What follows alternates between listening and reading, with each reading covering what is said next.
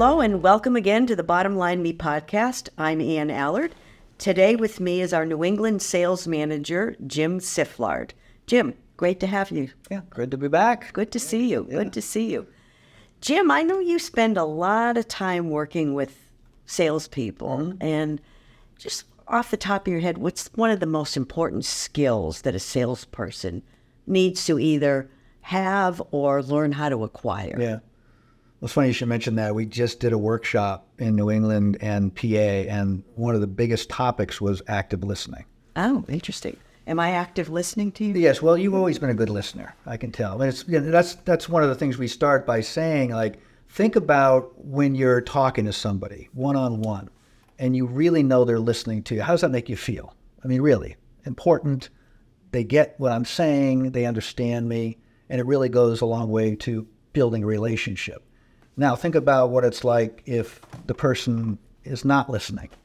Their body language can tell, their eyes are darting, they're interrupting, they don't let you finish. That doesn't make you feel too good, and it makes you not want to talk to that person. Yeah. And that's no way to start a relationship, especially in our business. You know, as a sales professional, you're trying to build and strengthen relationships. Right. So active listening is very important. So tell me a couple of things. Let's talk a little bit more about active listening. You know, what kind of things do you do in order to become an active listener? Yeah. And again, it's not, you don't have to have this innate skill. You can acquire it, and you can get better at it, and you really should practice it. So when you go into a customer's office, you start by checking out their body language. You know, are they closed off? Are they quick? And when you're looking at that and you're kind of interpreting what you're dealing with in the beginning, you can kind of tell what type of personality they are. And that, you know, I know you've talked about taking flight with a lot of the people in the audience. Yeah, taking flight, Jim. Well, for those of you in the audience that might not be familiar with taking flight with DISC, you may be familiar with personality testing or personality style assessments, and taking flight with DISC is just one that we have found has been hugely effective and beneficial for all of our folks that have participated in these workshops. In short, instead of using letters that they use in the traditional DISC assessment, this particular model uses imagery, which is much easier for all of us to remember. Anything you want to add to that, Jim? No, I just that the four birds, eagle, which you are, parrot, which I am. So the eagle is more bottom line, right? Parrot is kind of, a lot of salespeople are parrots. You know, they talk a lot, and they get a gift of gab. Yep. And then we have the dove, a little more subdued. And then we have the owl, which is more of a analytical bird, right? Would you say? Exactly. You know, so it's fun. I really enjoyed it. It's the imagery for me, because I'm a visual learner. I like that much better with the four birds rather than the disc. So. Well, we'll have to have you back again to talk about that a little bit more, because I think it's also a great way for a salesperson to figure out how they need to talk and listen based on a person's style. Wow. That can help you in the beginning, you know, to determine, okay, if this person, I can tell he's going to be quick and wants to bottom line me, he's an eagle. I tend to be a parrot, and not to take a deep dive into taking flight, but the personality thing. So you have to get down to business and to give them good, solid information. That's one thing. Also, you know, in terms of your own body language, when you're getting in front of the customer, make sure you're not closed off. Your eyes aren't darting. Ooh, and put my arms up here. You know, as I said before, make sure you're listening to them and you're giving them your full attention. Don't have your phone. I've been at a meeting before with one of my reps where the phone starts vibrating. Oh, excuse me, 1 second, and takes out the phone. No, that's a killer when it comes to developing a relationship, especially if it's a prospect. So make sure you're present, fully present when you're talking, you know, to the prospect, or doing a check-in, you know, with an agent.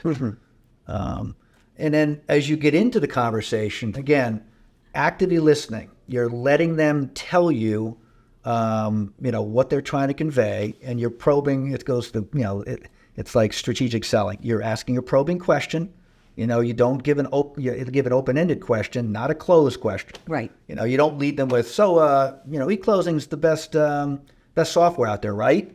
You don't want to give them a leading question. You want to give so if you could have anything changed in your organization in the next 90 days that would make you more productive, what would that look like? What's your pain points? What are you keeping up at night in terms of, your firm? Curiosity. Get them talking, okay? Yeah. Probing, open-ended questions. And as they're talking, you're listening. You're gathering in, what they're saying. Once they're finished answering the questions, then you have to make sure you paraphrase what you heard, so they know he's been listening to me. And then you could go ahead and leverage maybe a solution that we have to help them, very important. And then, the last part is, really, again, having a follow-up plan, and things like that. But the active listening part, being able to have someone talk and you not try to interrupt. That's the other thing I've seen a lot too, is I think it's human nature. We get somebody talking and then we want to jump in and say, well, I went ahead and I did that too. Or, oh, Jesus, I've done that many years. And now you're like, okay, great. But now you've interrupted the flow of the conversation. The person you're trying to impress and get to know is now listening to you talk about your experience. That's not what you're trying to do. You're trying to glean information from them and then help them, try to, with a problem or a solution. So that's if you want to get to, I don't know how long we've gone here, but in terms of the bottom line part of things, I would say it's ask the question and not to be too brass, but shut up and listen. Shut up and listen. That's the bottom line. Yeah. Because if you don't, it's just to, affect the relationship. Right. Right. So. Right. Well, that's really interesting. I think, is there anything else that one can do to figure out whether or not they are active listening, or if they're, what's the difference between active listening and passive listening? Is there a difference? I think so, because, and it's in the eye of the beholder. I think the person on the other end will let you know. Like, I know it's not only in business life you should be active listening, it's in personal life. And I think I'm a much better active listener, quite frankly, in business life than I am in personal. I have to work on it all the time, and my wife tells me that, So, and I've tried to get better at that, because it's different when you have the personal relationship as opposed to the business. Yeah. So you can actually practice with your loved ones, your kids. That's a great wife, idea. Or your significant other, at home, and really, if you really think about it and just kind of bear down and not want to, the urge to jump in and stop the flow of the conversation and tell them what your experience was, you'll get better at it. So it is an acquired skill you can, and you should practice it. Right. At our workshop recently, we actually had a breakout where, two people paired up and they didn't talk about, it wasn't a role play between agent and, and rep.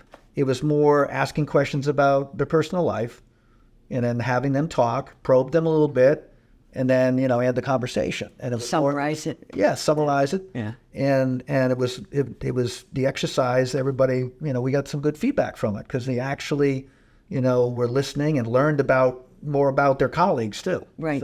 Right. So that sounds to me like the bottom line is to practice active listening. Sure. Yeah. Great. Yeah. Oh, great. Well, Jim, thanks again for spending some time with me. It's always good to see you. Absolutely. And to our audience, thanks again for joining us, and we hope you continue to learn, grow, and prosper. Till next time, thank you.